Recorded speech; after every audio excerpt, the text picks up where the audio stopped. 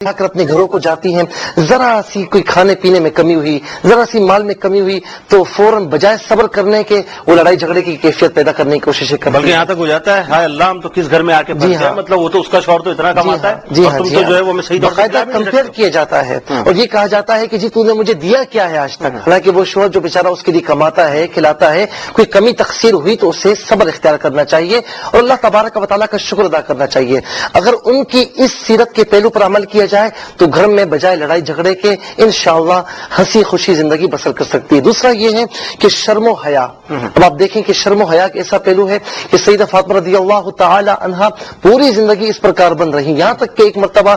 جو ہے وہ مال کی اتنی کمی، اشیاء کی اتنی کمی کہ سید عالم صلی اللہ علیہ وسلم تشریف لائے تو آپ نے چادر مبارک اوڑھ رکھی تھی پورے جسم پر، لیکن چادر یعنی پرانی تھی اور اتنی کم تھی کہ اگر وہ یعنی سر پر آتی تو ذرا سے پاؤں نظر آتے، اگر وہ پاؤں کو ڈھانپتی تو سر نظر آتا، لیکن اس حال میں بھی شرم و حیا جو ہے وہ غالب تھی۔ نبی کریم علیہ السلام نے ایک مرتبہ بلایا تو شرم و حیا سے لڑکھڑاتے ہوئی آئیں تو نبی کریم علیہ السلام نے دعا دی۔ یہ نکاح کے وقت کا معاملہ ہے، تو آج کی خواتین سیرت کے اس پہلو کو سامنے رکھیں، اپنا محاسبہ کریں کہ ہمارے اندر کتنی شرم و حیا ہے۔ لیکن مفتی صاحب آج کی خواتین تو کلیم کرتی ہیں کہ صاحب آزادی سے جینے کا ہمارا حق ہے، مطلب ہم جو اگر معاشرے کے اندر فیشن کرتے ہیں، جینز پہنتے ہیں، اسکرٹس پہنتے ہیں یا ٹی شرٹس پہنتے ہیں تو یہ ہمارا ذاتی حق ہے۔ معذرت کے ساتھ جنید بھائی یہ آزادی نہیں ہے، جینز پہننا، ٹی شرٹس پہننا، بغیر پردے کے باہر آ جانا، یہ تو میں سمجھتا ہوں کہ آزادی پر پابندی ہے، کیونکہ اگر عورتیں اس طرح آئیں گی تو اس میں فتنہ اور فساد کے زیادہ پہلو سامنے آتے ہیں، اور عورتیں اگر پردے میں ہوں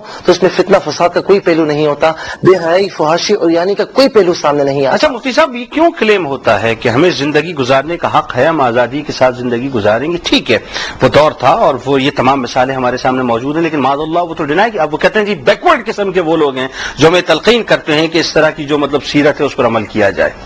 دیکھیں اس میں حقیقتاً یہ ایسے لوگ ہیں کہ جن کو آخرت پہ یقین نہیں ہے، یہ وہ لوگ ہیں جو خدا کو بھی صحیح طور پہ نہیں مانتے۔ میں اسپیشلی خواتین کی بات کر رہا ہوں۔ جی ہاں، یہ صرف اسی لیے ہوتا ہے کہ لوگ کہہ رہے ہیں کہ جناب اللہ کو ماننا چاہیے، اگر نہیں مانیں گے تو برا مانیں گے، ورنہ اگر خدا کو مانے، اللہ تعالیٰ کو مانے، اس کے کلام میں واضح طور پہ عورتوں کو اپنے نگاہیں جھکانے کا حکم ہے، واضح طور پہ عورتوں کو حکم دیا گیا ہے کہ اپنے چہرے پہ پردہ ڈالیں، واضح طور پہ حکم دیا گیا ہے کہ اپنے سینوں کو چھپائیں۔ تو جب اپنے رب کو مانتی ہیں تو پھر تو اس کا انکار نہیں کیا جا سکتا۔ اچھا ابھی بات بتائیں کہ ایک طرف وہ جو ہار دیا ہے وہ رسول اللہ صلی اللہ علیہ وسلم کے کہنے پر جو ہے اس کو اتار دیا گیا، وہ جو کنگنا ہے اس کو اتار دیا گیا، آج کی عورت کہتی ہے زیب و زینت جو ہے میرا حق ہے اور نمود و نمائش جو ہے میرا حق ہے اور مجھے اللہ نے حسین بنایا ہے، میں صنف نازک ہوں، مجھے جو ہے وہ بننا سنورنا چاہیے۔ تو بی بی فاطمہ تو زہرا رضی اللہ تعالی عنہا خاتون جنت کی سیرت تو یکسر مختلف ہے، تو کیا وہاں سے کیسے کیا حاصل کیا؟